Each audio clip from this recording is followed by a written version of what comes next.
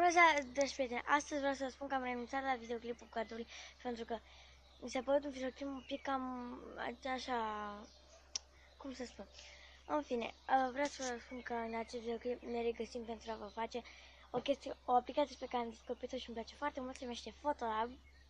Și o să fac niște poze care le-am făcut pe acea aplicație și dacă vă place puteți să instalați. Deci se numește Photolab și o găsiți pe Play Store sau orice alt magazin de jocuri. Deci vă las să vă uitați și dacă încă nu v-ați abonat, abonați-vă.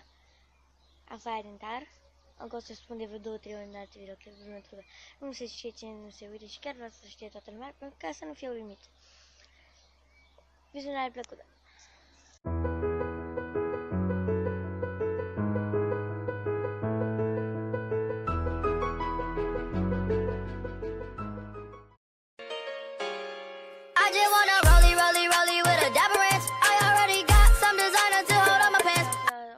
Videoclipul de astăzi și dacă v-a plăcut dați like și coment și abonați-vă dacă încă n-ați făcut.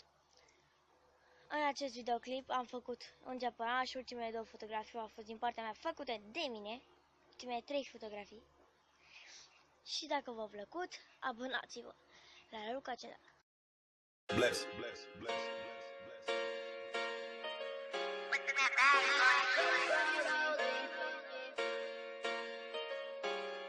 I just wanna rollie with a dapper ranch. I already got some designer to hold on my pants. I just want some ice on my wrist so I look better when I dance. Have you looking at it, put you in a trance.